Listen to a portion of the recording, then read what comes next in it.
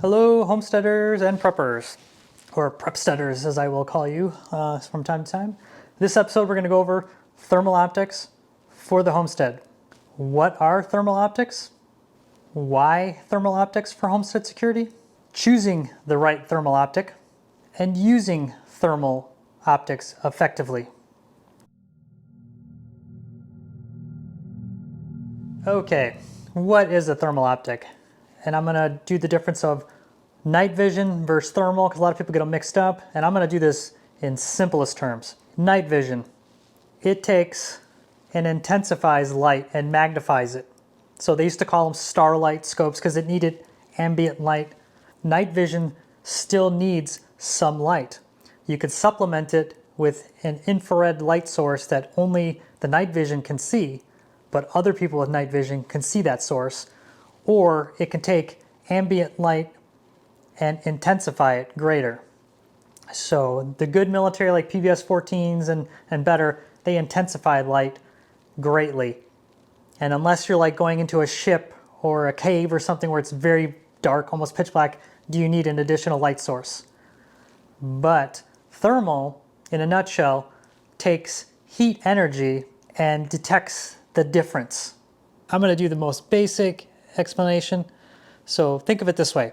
You have night vision. It is dark out. You're looking in the field and you see people coming your way. You can see them. You can see the trees. You can see, but you see them. They're coming your way, and then all of a sudden they pull a smoke grenade and throw a smoke grenade in front of you. And then you see smoke. And that's what you see. Because that is all you can see with what you would see with if it was daylight, you would just see smoke. With thermal, you would see the same thing. You would look, you would see the trees, you'd see the people because there's different heat signatures. You would see the person pulling the pin and throwing the smoke grenade. And then you would see the smoke because it's probably a different temperature. But then you would see the people behind the smoke because it's detecting the difference in heat. So thermal will see through smoke, fog, different things, and it'll detect. Same thing with brush. You use night vision and somebody's hiding behind a bush, you probably will just see the bush. With thermal, you will see the person standing behind the bush. So that is thermal optics in a nutshell. It detects the difference in heat signatures, and everything has a different heat signature, unless you're in some weird space that everything is the same temperature, which is probably theoretically impossible. So for earth use and homestead use, let's just say very useful. Most situations, it is used way more than night vision. I have both night vision, thermal, and I use my thermal 99% more than my night vision. So we'll just put it at that. Why thermal optics for homesteading? And more importantly, homestead security. The world's always going to be crazy. And it's not just two-legged predators. You've got four-legged predators. You're going to have coyotes, raccoons going in the chicken coop. And a lot of these attacks, we'll call attacks, animal attacks, four-legged, two-legged, occur at night or in poor weather. With thermal optics, you can observe and detect from a distance or up close something that is living, generating heat, a heat signature on your homestead. You've all seen the movie Predator, the alien that comes to Earth and hunts human. It was using thermal. Thermal technology, night vision technology. Interesting that they arrived after Roswell and shortly after that. We're not going to get into that. So you've got security on the homestead. Big thing. It is a force multiplier.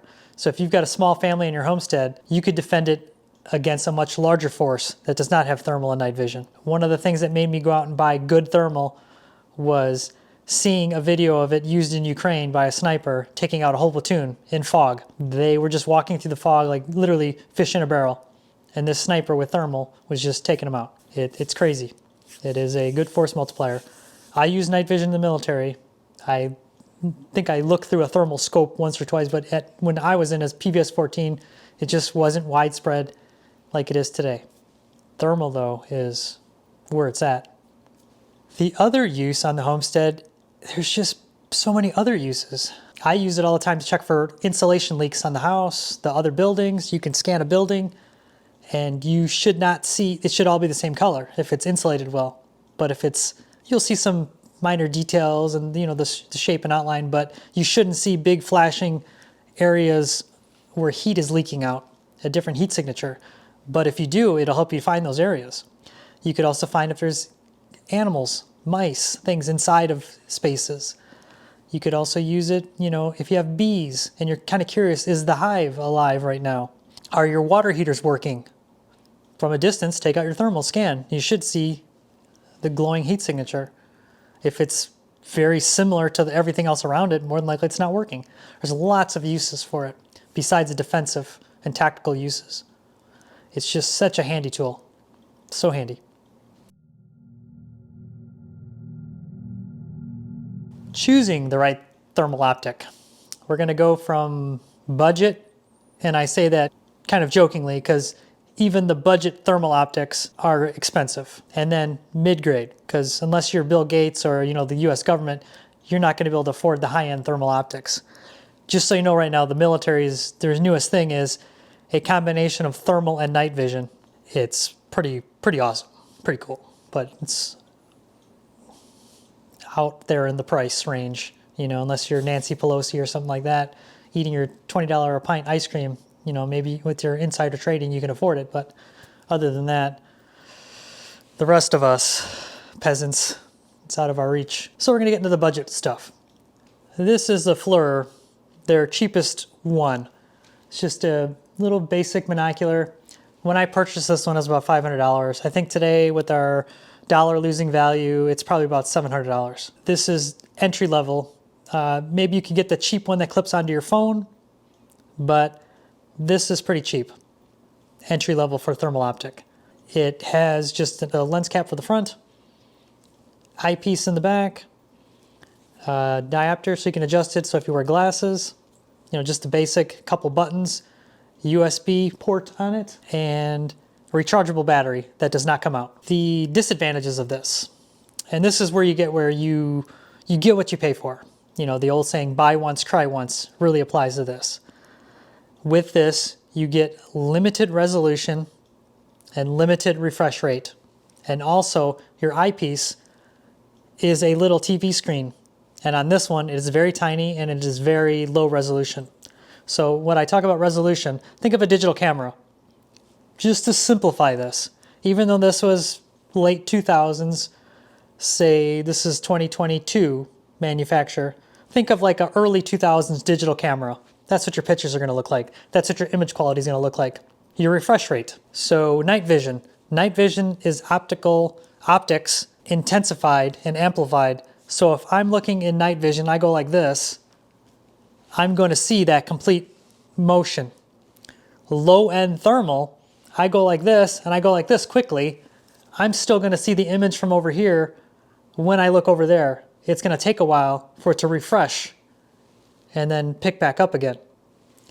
The cheaper the thermal, the longer the refresh rate. The more you pay, the quicker it refreshes. So military has instantaneous, I'm assuming, I'm hoping, where this grade is pretty slow. And like I said, the resolution. You're going to look in here and be like, oh, there's an animal over there. He's got 4 legs. Don't really know what he is. Maybe it's a goat. Maybe it's a dog. I don't know. Higher end, mid-grade, you're going to look at it and be like, oh, it's a pit bull, or it's a German Shepherd. You can make out a lot of detail. This you cannot. It's not bad. It's not, you can still see through the dark with this. You can still see, you can see things. It's just the detail is not as good and the refresh rate is not that good. So if you keep in mind that, this is very usable if you just scan slower, enough that it can keep up with your movement. Don't do quick jerky things, but for observation use, it's great. For seeing leaks in your, in a building or something like that, it's great. For the end of the world apocalypse and detecting for people around your property, it'll work. Not the greatest, but it'll work. Much better than not having it. And I've used this to walk around in the woods in the dark, pitch black, because you can see, just put it up to your eye, just walk around, and you can walk around. Lower end ones like this, they don't have a weapons mount. They don't have a mount to mount on a helmet. You just hold it in your hand and you got a lanyard. This is low end thermal, besides the one that clips onto your phone, which is lower end thermal. This has very limited controls. You can change the way you view the data from the heat signature. You've seen like Predator, the movie where this alien hunts humans with thermal, with all the different colors, the purples, the pinks, everything's different color. You can change it in here. There's like a library of colors. You could do white hot, black hot, pink hot, just different. I tend to use white hot. White hot's what the military uses, all those UFO TikTok videos, that's white hot. Anything higher temperature is white. The whiter it is, the hotter it is. And it just, for me, it works really good. It's a quick way to detect. You use all these fancy colors, the blues and the things. It looks cool at first, but it's kind of hard to tell what's what. I sometimes do like the red hot. It works, but it's kind of busy, and once you're trained with the white hot, to me, it's just the best. But that's me. So Dan doesn't always know best. It's user preference, and that's why it's adjustable, even on these cheap ones. So now I'm going to show you a better one. Okay, this is unloaded. I don't know if you can feel it right there. Right over there. No magazine for all you safety Nazis out there. This is a better thermal optic. The other one, the cheaper one, like I said, was around $500 and a couple years ago money. Today's money, $700. This was like $2,200, probably $2,500 nowadays. This was bought a couple years ago. And I'll go over this too. This one has much higher resolution. Like I said, you can see detail much greater. The viewfinder screen is higher resolution and a little bit bigger. The size is physically bigger too, so when you're looking in this, you're not looking at a little postage stamp, you're looking at, bigger. It's kind of think of the other one as like dime size, and this is quarter size screen in there, very tiny screens regardless, but the little bit bigger in screen really does help. This one uses two 123 lithium batteries. If any of you have used those batteries, they're pretty common in like military lights, military things. They're little short stubby batteries that cost like $1 a piece, especially lithium ones. And they go in right here. Mine, I use a rechargeable lithium battery pack, and I just plug it in to the side.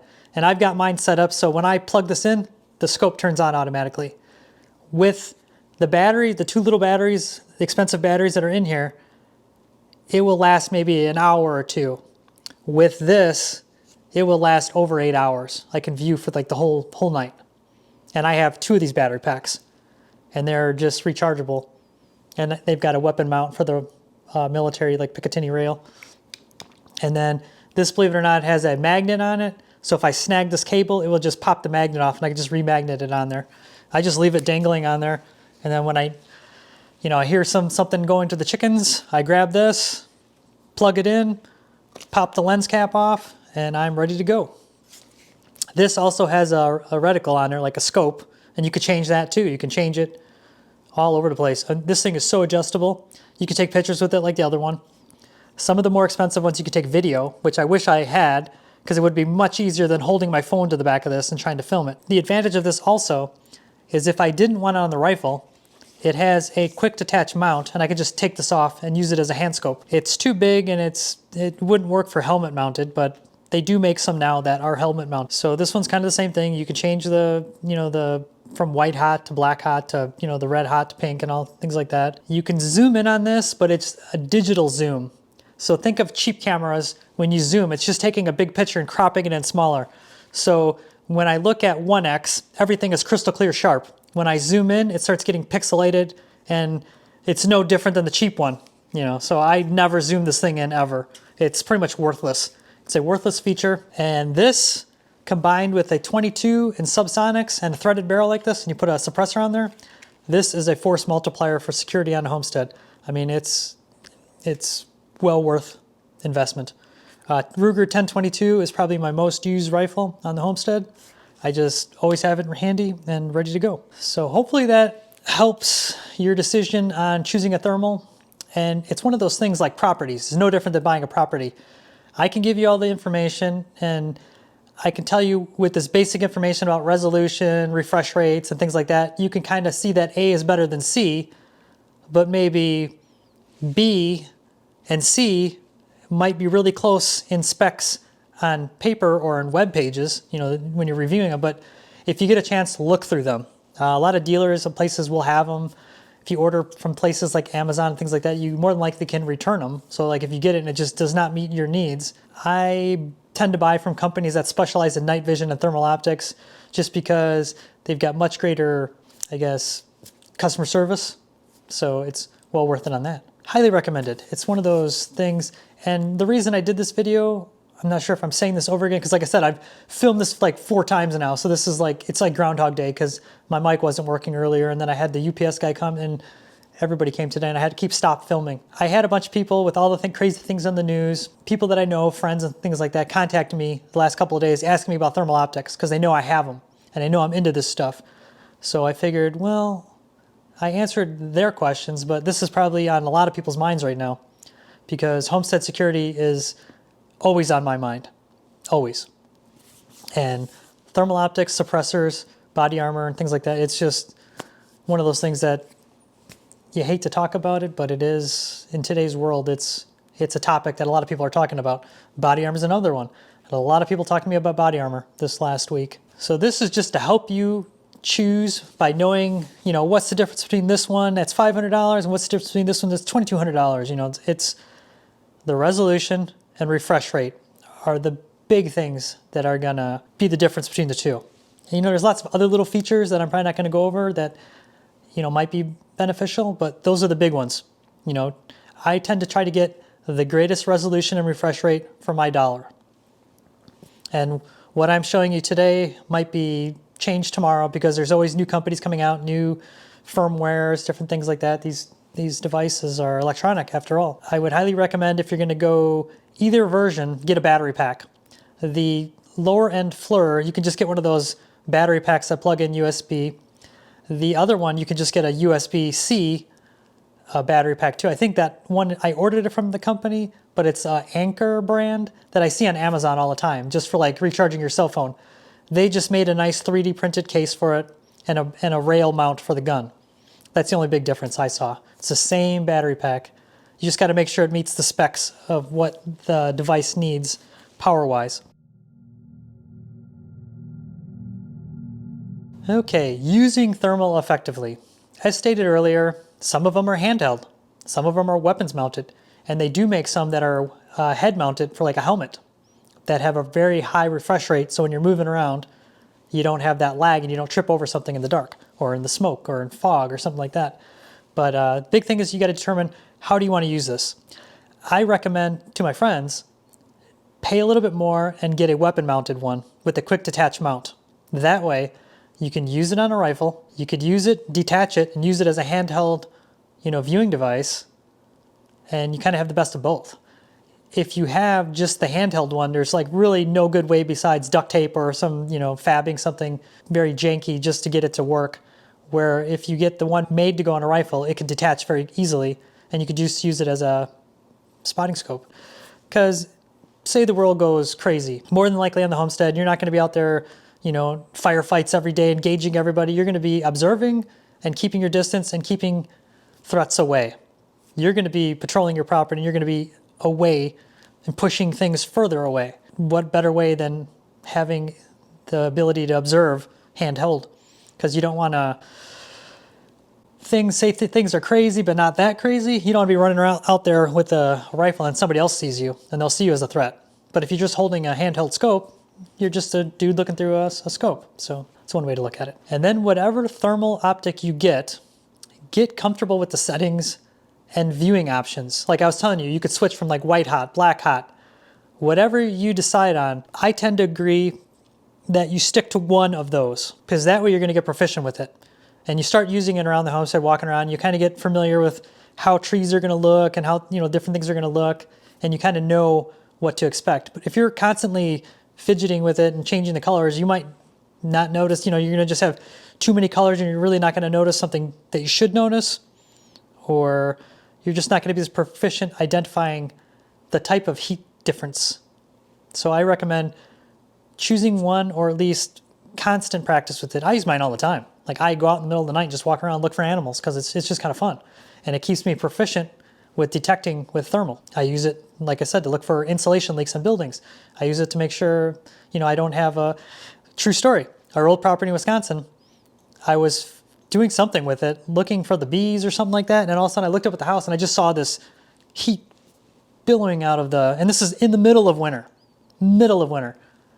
Come to find out, in the summer, my wife opened a window, closed the window, and never latched it. So for the whole winter, we're just blowing heat out. We heat it with wood, so. But still, if I would have did that sooner, I would have noticed it right away.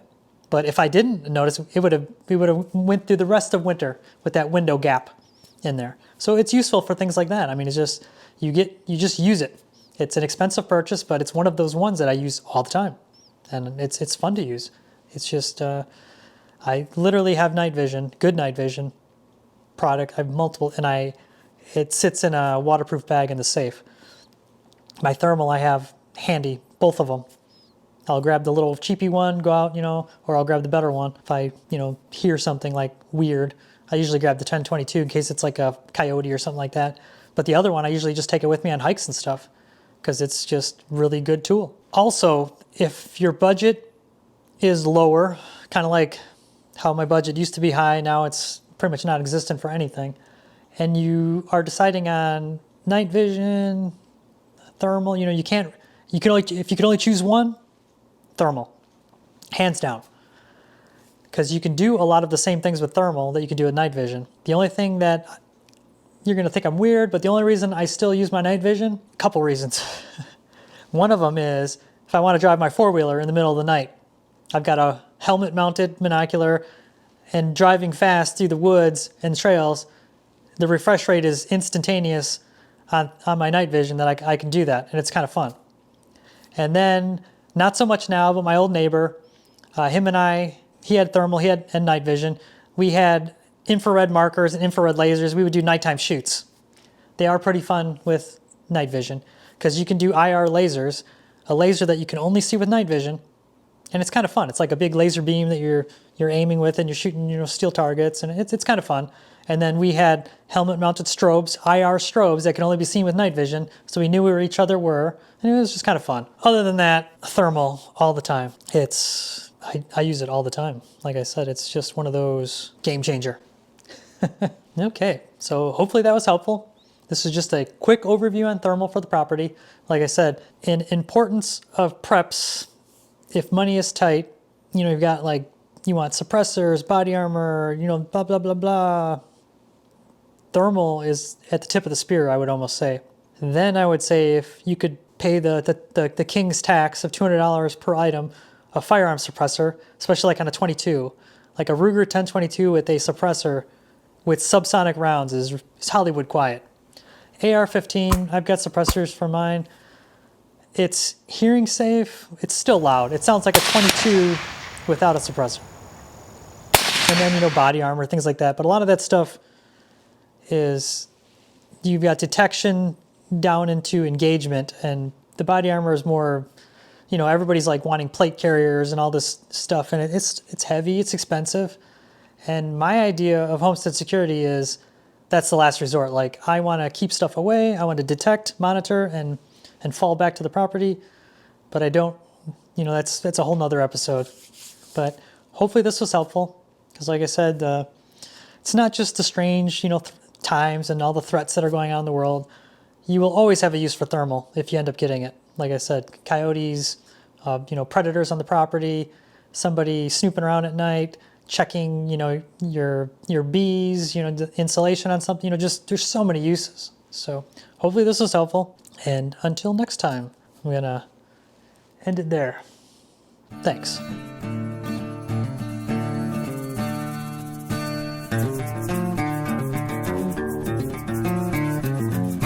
Like and subscribe.